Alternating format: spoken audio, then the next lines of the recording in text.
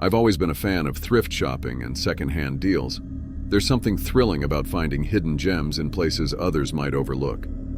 That's why when I stumbled upon an old wooden cabinet on Craigslist, I couldn't resist. The ad was simple. Antique cabinet, $50, pickup only. It seemed too good to be true.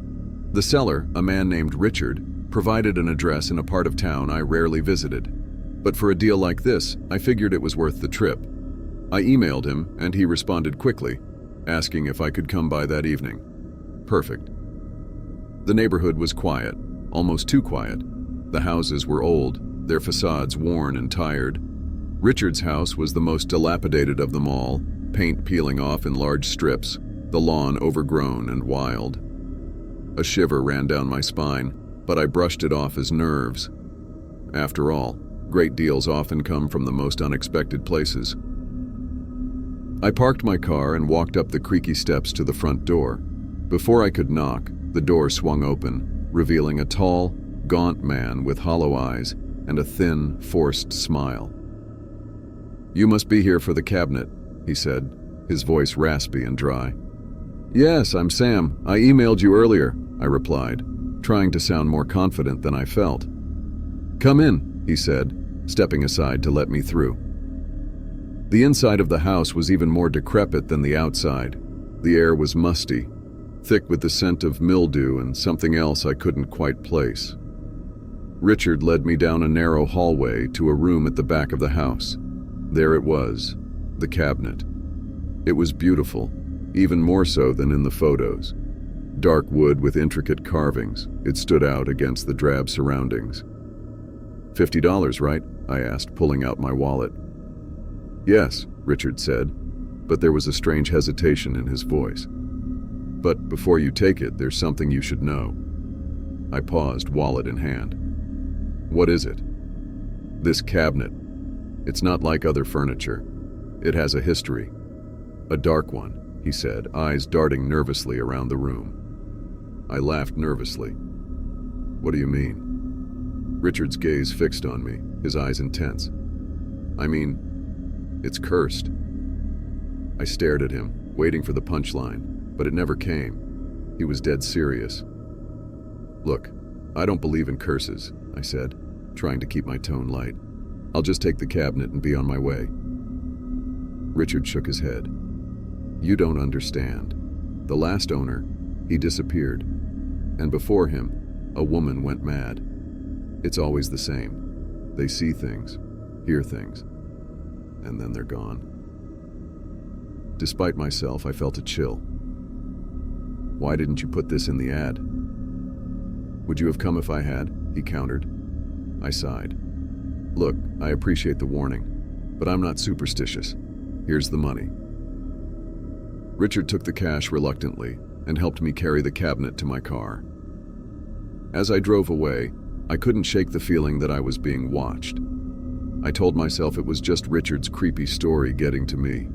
Back home, I placed the cabinet in my living room. It looked perfect. But that night, as I lay in bed, I couldn't sleep. I kept thinking about Richard's words. Cursed, disappearances, madness. I must have finally drifted off because I woke to a faint sound coming from the living room. It was a soft, rhythmic tapping. I lay still, listening. Tap, tap, tap. My heart pounded. I forced myself to get up and investigate. The living room was dark, the only light coming from the street lamp outside. The tapping continued, louder now. It was coming from the cabinet. I approached it slowly, every instinct screaming at me to run. When I reached it, the tapping stopped. I hesitated, then opened the cabinet doors. Nothing, just empty shelves. I let out a breath I didn't realize I was holding and closed the doors. As I turned to go back to bed, I heard a whisper, faint, almost imperceptible, but there. I spun around, scanning the room. Nothing. My rational mind fought to take control. It was just my imagination. Richard's story had gotten under my skin. But the next night, it happened again. And the night after that. The tapping, the whispers.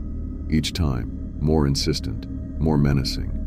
I tried to ignore it, to convince myself it was just my mind playing tricks, but it was no use. One night, the whispers became clear. They were calling my name. "Sam, Sam," I snapped.